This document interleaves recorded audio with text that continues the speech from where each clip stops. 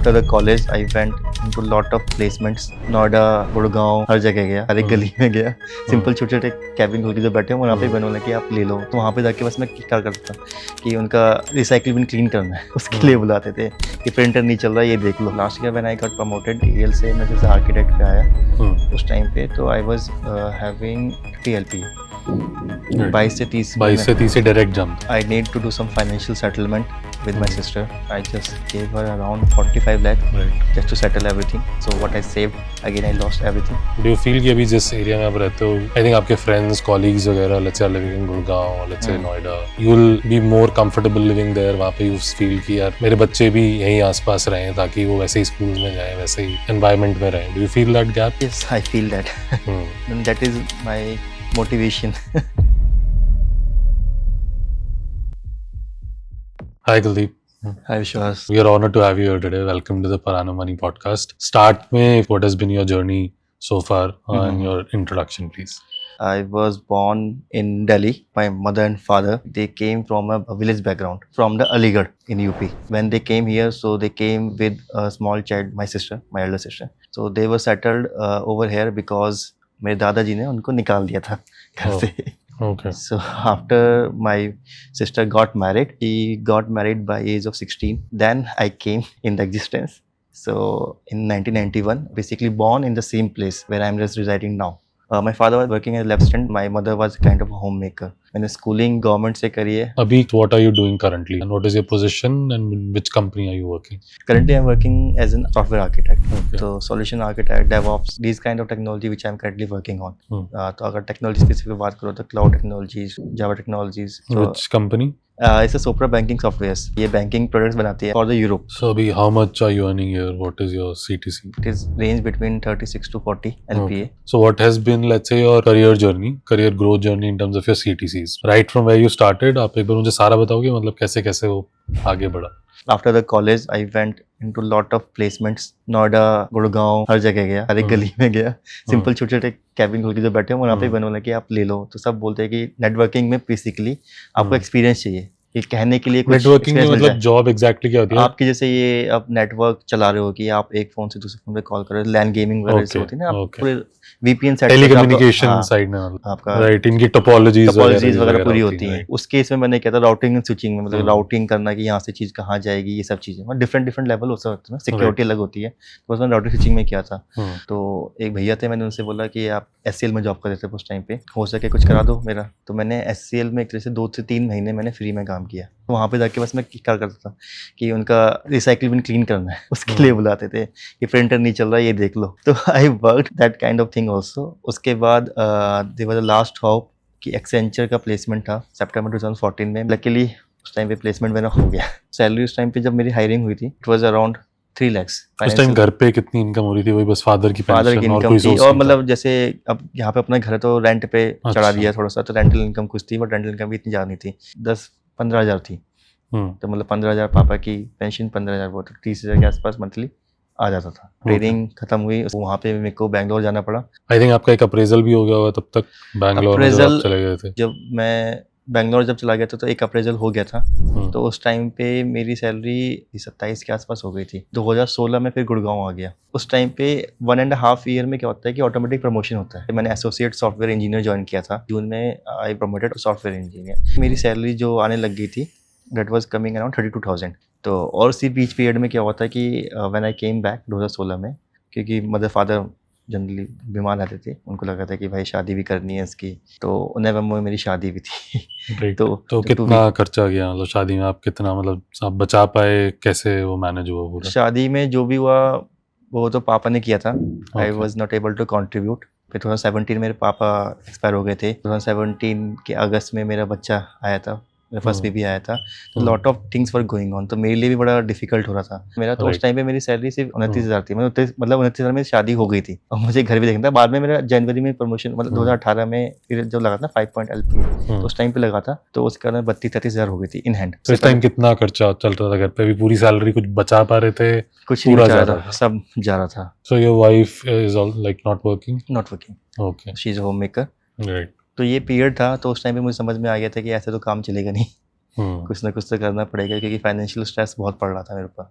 Right. और plus Delhi के आप कोने में बैठे हो, आप गुड़गांव जा रहे हो, सुबह Right. निकलता था, रात को 8-9 बजे आता था, तो I was not giving the time with my family, my child, everything, I was not getting time for my self. तो दैट्स वेयर आई थॉट कि पहले तो सबसे पहले ये चेंज करना है मुझे कि अपना थोड़ा टाइम अपना सेव कर सकूं। जब मैंने एक्सेंचर छोड़ी after 3.5 years in 2018, so I was at 5.15 LPA। Accenture से आपने कहाँ शिफ्ट किया? एक्सेंचर से आई शिफ्ट टू सोप्रा स्टीरिया। ओके। तो वहाँ पे इन 2018, so I got a jump from 5.18 to 7 LPA. So Okay. there was a first switch for me. This is second company for me. So that was in Noida based company. After that, in 2018, I was working with Honesty. With my performance, they gave me a hike in January 2019. तो I went around 8 lakhs. तो 7 से मैं 8 पे वहाँ पे चला गया था। उसके बाद again there was a mid hike. उसमें तो मेरे साथ में जो मेरे colleagues ने join किया था, तो they were saying कि भाई नहीं, यहाँ तो और पैसा मिल जाता है, ये सब चीज़ें मिल जाती हैं, और मेरे को इतना वो नहीं था कि मेरे को और मांगना पड़े। तो आई स्टार्टेड लुकिंग आउट। तो I got an offer from नगैरो टू द न्यू। सो उसमें मुझे 11 का CTC मिल रहा था व्हेन आई वाज एट 8। तो मेरे को 12 का CTC भी मिल रहा था।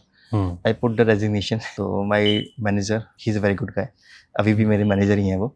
तो उन्होंने बोला कि अगर तुझे पैसों के लिए जाना है तो मत जा, क्योंकि if you are honest with your work you will get what you want. अगर देयर इज़ अ रीजन कि if you are getting good technologies जिसमें आपको काम करने को मिल रहा है, तो अगर जानना चला जा, उसके लिए मैं नहीं रुकूंगा। तो that was a good thing which I felt about that company and the management, कि दे वर क्लियर कि what are their goals and they are clear about you. I choose to stay at the time, although they just after that मुझे एक promotion मिल गया था। मतलब उस time पे senior software engineer join किया था।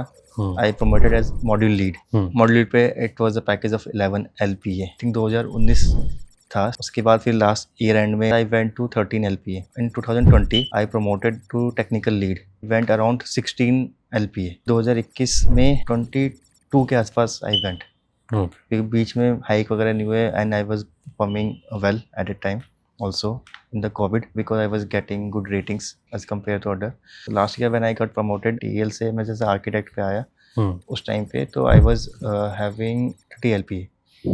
22 से 30 डायरेक्ट जंप था। 8 लाख का हाइक तो एकदम मिलता नहीं है। तो मिड ईयर का भी हाइक था उसके अंदर। तो अभी जैसे आर्किटेक्ट पोजीशन में I am just continuing, it's been 2 years in range of 36 to 40 LPA।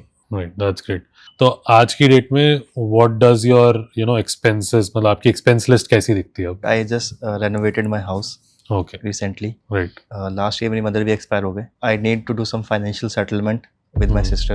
I just gave her around 45 lakhs Right. just to settle everything. So what I saved, again I lost everything, but I still had something with me all the time. So recently, basically 5 to 6 months back, I did the renovation. Interior वगैरह कराया था, तो मेरा उसमें 25 से 20 लाख 20 से 25 लाख का खर्चा आ गया था बिल्कुल। तो आपका आई थिंक 60-70 lakhs as जो आपने सेव किया होगा, that has gone towards these two things. Yes. Right.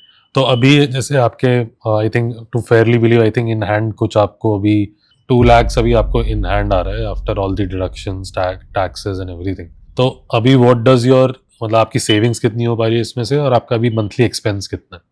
Monthly expense I will say कि क्योंकि मेरे बच्चे, मेरे पास 2 बेबी हैं, राइट, तो उन दोनों का स्कूलिंग का खर्चा भी है, तो टोटल मिला के मेरा 1.3 के आसपास मेरा खर्चा हो जाता है। And you're able to let's say save 70,000. तो वो भी जस्ट अभी स्टार्ट होगा, क्योंकि because I am just took the personal loan, अभी इंटीरियर कराया तो उसके लिए आई नीडेड सम लोन। तो EMI अभी कितनी जा रही है? EMI अभी मेरी 32,000 जाती है। So you're basically saving approximately 30 to 40,000. हाँ, right? इसमें So your saving rate let's say is be about 15 to 20%. Yes. Right? अगर इसका भी ब्रेकअप करें तो 1,30,000 का जो खर्चा है, अज्यूमिंग कि अब ये घर का ही टोटल खर्चा है जो आपका कंटिन्यूड ही राइट? राइट, अभी ये आई थिंक इससे नीचे नहीं जाएगा। इससे नीचे नहीं जाएगा, क्योंकि कंटिन्यूड रहेगा। प्लस जैसे आपका मेंशन की रेनोवेशन का है, तो थोड़ा लग्जरी सेगमेंट में चले गए, तो उसको मेंटेन करने का खर्चा है आराम से 10,000 के आसपास आ जाता है मंथली। प्लस 15,000 के आसपास एक बच्चे का स्कूलिंग का खर्चा होता है मेरा। राइट, तो उसका खर्चा तो सिर्फ स्कूल का होता है, उसके अलावा बहुत सारे खर्चे होते हैं। दूसरा बच्चा भी है मेरे पास, उसका भी खर्चा है। The second child is अभी much younger, मतलब she's not in school? Basically she is 2 years old. Okay. तो she started going in the play school.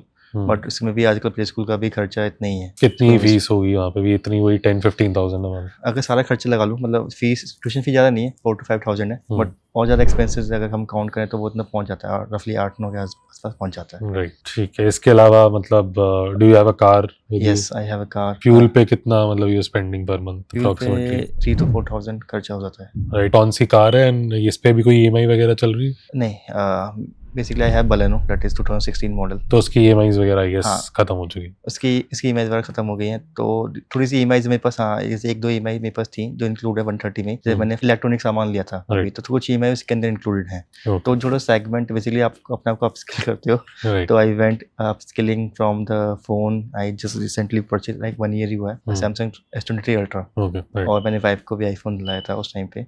तो लाइफस्टाइल भी हमारा उस हिसाब से चेंज हो चुका है, और प्लस हमारा इलेक्ट्रिसिटी का बिल, ऑल्दो क्योंकि अब 3-4 AC हैं घर में, तो उसके अराउंड मेरा रिसेंट अगर बिजली का बिल देखा जाए तो वो 10,000 आया है। राइट, आपके OTT वगैरह हो गए, प्लस आपका फूड एक्सपेंसेस वगैरह अगर बाहर से मंगाने की बात करूँ तो 20,000 के आसपास मेरा हो ही जाता है। ओके, ये आपका आई थिंक बड़ा बकेट हो गया एक्सपेंस का। एंड इसके अलावा ट्रैवल में क्या चेंज आया? मतलब यू टेकन फॉरेन ट्रिप्स या बच्चों के चक्कर में आई एम अज्यूमिंग शायद नहीं कर पाए? नहीं, अभी नहीं कर पाए। फॉरेन ट्रिप्स नहीं जाना है, तो we are saving for that. अभी मेरा घर वगैरह बन रहा था तो हम जा नहीं पा रहे थे, मेरी मदर भी एक्सपायर हुई, तो फिर वैसे ही लास्ट में नहीं जा पाया। बट उससे पहले we used to go at least once in a year somewhere in India. तो बट ये कि आजकल फ्लाइट की टिकट्स और बच्चों की तो पूरी लगती हैं, तो उसमें खर्चा आ ही जाता है आपका। तो आप कभी निकलो तो आपका 50-60 हज़ार तो खर्चा आ ही जाता है एक ट्रिप के अंदर। Right. What, let's say, are your top 3-4 priorities next? मतलब financially what priorities have you set for yourself? सबसे ऊपर priority पे क्या है? And let's suppose उसके बाद what do you feel कि ये मेरी 3-4 buckets है that I want to focus on? So although I have my own house, that is my ancestral or you can say parental house, जिसको मैंने renovate कराया, but I want to own my own house. Right. That is my first priority. And when do you, let's say, wish to achieve this goal? क्या planning है mind में? So I have set a goal for myself for next 5 years. Okay. After that I want to own good car. What's your like favorite car? मतलब अभी let's say अभी अगर buy करना चाहते हो तो कौन सी करते हो? I have seen the Lexus. Okay. But to be in budget, I will go for the Volkswagen. I'm forgetting the name, but the budget is around 20 lakhs. Volkswagen Tiguan. Yeah. I think, yeah. In the next 5 years, after the house, I want to switch my car. And third thing, I want my kids some environment, because अभी जहाँ पे मैं रह रहा हूँ ना, तो क्या होता है कि हर चीज़ के लिए आपको बाहर भागना पड़ता है, या मेरे बच्चों को मुझे लेके जाना पड़ता है, या मेरी वाइफ को लेके जाना पड़ता है। तो that kind of security I want कि ये problem you think because you are living in area like Mayur Vihar, that is you see the gap I see the gap because यहाँ पे कुछ भी आसपास नहीं है। बच्चों के लिए activities generally I think I am assuming आपको नोएडा बहुत जाना पड़ता है। हाँ, बेसिक नोएडा है, कहीं भी जाना है, जैसे स्विमिंग वर्क करके जाता है तो आप यमुना स्पोर्ट्स कॉम्प्लेक्स वगैरह यहाँ पे कहीं लेके जाओ, तो वो चीज़ बहुत दूर दूर है, तो उसके लिए again you have to put effort. Do you feel कि अभी जिस एरिया में आप रहते हो, आई थिंक आपके फ्रेंड्स कॉलीग्स वगैरह let's say living in Gurgaon, let's say Noida, you will be more comfortable living there? वहाँ पे यू फील कि यार मेरे बच्चे भी यहीं आसपास रहें ताकि वो वैसे ही स्कूल्स में जाएं, वैसे ही एनवायरनमेंट में रहें? Do you feel that gap? Yes, I feel that, then that is my motivation कि because I see the change happens because lot of persons have moved from that area just because their kids can get that kind of culture and environment, so that they can grow accordingly. So I also want to move. I want to own my house. When I say my house, I want my own house from the root, not a flat. But for my kids, I feel something like the Noida का environment होता है, kids को flat society में मिल जाता है environment, उनके लिए वो चीज़ ज़्यादा सही होती है कि वो वहाँ पे में भी बहुत ज़्यादा experience करते हैं चीज़ें, तो वो चीज़ I really felt, वो I want to give them. I don't know how, but that is my priority also in next 5 years. So I think kids के context में भी I want to touch upon a few things because parents की priorities both financially and you know while managing life also सारी priority में पहले वो आ जाते हैं, right? Yes. तो what is you know you would like to do differently because एक तो आपने बोले कि ये culture और education वाला shift जो आप करना चाहते हो that is already in your plans, but what is also that you would add to it so that my kids when they grow up they are more ready, right? जो दिक्कतें मैंने face करी वो ना करें career wise भी, right? So what let's say you have planned on this? Career wise basically we don't get much opportunity कि जैसे मेरा my boy is growing up, so I want him to experience every sports or maybe the thing he like. I want कि एक बार वो सब चीज़ें try करे, experience करे, then he can made his mind कि okay, I want to continue this thing as a hobby or maybe my career or anything. He is more keen to be an astronaut. I asked him why, because I want to go in space obviously, and why I want to see the earth from the space, कि how it looks like. So there is that curiosity कि जहाँ मैं रहता हूँ वो कैसा है, तो curiosity है. I also poke him in terms of monetization. I used to say that कि क्यों तुझे astronaut बनना है, go for doctor. I think वो do you think वो इसलिए आता है because you have seen very hard times with money, right? Your relationship with money is entirely different. You have always been looking for survival. अब जाके वो phase आया. But I guess for your kid it will be very different, right? उसके लिए survival is not, let's say, the main goal, right? For him it will be, let's say, about exploration and everything, which is, you know, a very good thing, right? Yes. तो investment अभी तक आप कुछ कर पाए थे या अभी you are planning to do? Investment basically I started in this year only. Just used to put 10,000 in mutual funds every month. जैसे से मेरे पास थोड़ा बर्डन ईएमआई कम होती रहेंगी, I will start investing more. अभी I think as a property ये घर मतलब आपके नाम पे ही है? हाँ, अभी मेरे नाम पे है. तो इसकी कितनी वैल्यू होगी जैसे जो आपका मयूर विहार में घर है? 1.5 to 2 CR. तो एटलीस्ट आपके पास एक you now have a solid asset वाला बैकअप भी in terms of real estate की कल को कुछ होता है, so obviously you have that backup. अभी मतलब you started in investment journey, but अभी आपने कुछ वैसे इमरजेंसी फंड टाइप भी बनाया हुआ है कि you have that in place? जैसे मैंने घर बनाया तो टेनेंट्स वगैरह भी वहाँ पे अभी, तो रेंटल इनकम आती है, तो वो that goes to with my wife. इसमें जितना अमाउंट है basically maybe save 1 lakh और 2 लाख तो इमरजेंसी फंड में इन अ कैश. राइट. और एक सेविंग अकाउंट खोल के उसमें हम एक लिमिट लगा के रखते हैं कि 4 से 5 लाख इसमें होने चाहिए हमारे पास. राइट. तो वो चीज़ें अचीव करनी, बट हाँ कि उस तरफ है, we are working on that part. Right. तो जैसे बहुत लोगों के साथ ही सेम सिचुएशन होगी जिसमें आप थे, जहाँ पे फॉर एग्जांपल उनके फैमिली साइड से भी उनको इनकम का इतना सपोर्ट नहीं है. हो सकता है आपके लाइफ पार्टनर भी let's say is not working, right? तो वहाँ से आपको वो सपोर्ट भी नहीं मिला. थर्डली आपके ऊपर कुछ जिम्मेदारियां थी, जैसे सिस्टर का था. बहुत लोग इस सेंस में पीछे चले जाते हैं कि यार मेरी लाइफ में सही नहीं हुआ है या फिर मेरे साथ बहुत अनफॉर्चुनेट हुआ है, एंड आपने उसको बिल्कुल ऑपोजिट किया. You took it as a responsibility, आपने खुद अपस्किल किया. How will you tell them कि यार ऐसी सिचुएशन में एक तो ये जो नेगेटिविटी होती है उसको कैसे डील करें, and how do you let's say plan towards these things? That is really hard, क्योंकि I have been in depression also कि भाई मैंने ओवरकम किया, but you are not the only one. आप अफेक्ट होगी तो आपकी फैमिली अफेक्ट होगी. So if you have a partner with yourself, he or she is so understanding, they will also help you a lot to overcome this situation. कि नहीं यार चलो अभी ऐसा केस है, मे बी बाद में अच्छा हो जाएगा, let's think positive. तो you need someone कि जो आपको अंदर से बूस्ट कर सके. अगर पार्टनर नहीं है, may be you can discuss with your parents, but you will find out someone. So for me that was my wife. She helped me a lot to overcome that situation. One thing is permanent, that is change. तो change तो हमेशा होगा ही, जो अभी है may be बाद में ना हो. तो वो समझना पड़ता है, एंड उसके लिए मैंने बताया कि आपको need a partner in form of mother, father, spouse, could be anyone. In the end, I think what I would like to know from you is कि you have seen a very significant growth, right, in your salary. आपके पूरे experience में जो आपने seniors के साथ experience किया, जो आपने स्किल वाइज एक्सपीरियंस किया कि भाई अपस्किल करना पड़ता है from every stand point, because बहुत लोगों को लगता है कि स्विचेस जल्दी मारने चाहिए, but you have let's say not done that. आप एक ही कंपनी में बहुत टाइम भी रहे. So what let's say are the top 3 advices that you would like to give? What is going in the market, you have to be up to date every time.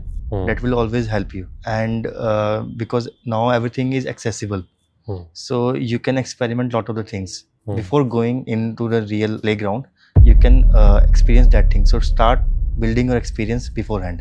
So that would be my second advice. Third thing for me is a network. ऐसा नहीं कि आप fresher हो तभी आपका network build नहीं होगा, because there are lot of platforms जिसके थ्रू आप यू कैन कनेक्ट. तो नेटवर्क आपका बहुत मैटर करता है कि हाउ यू विल ग्रो, किस तरीके से माइंडसेट लोगों के साथ हो, किस तरह का माइंडसेट है उन लोगों का, are you align with those mindsets और not, anywhere, not in just your professional but in everywhere.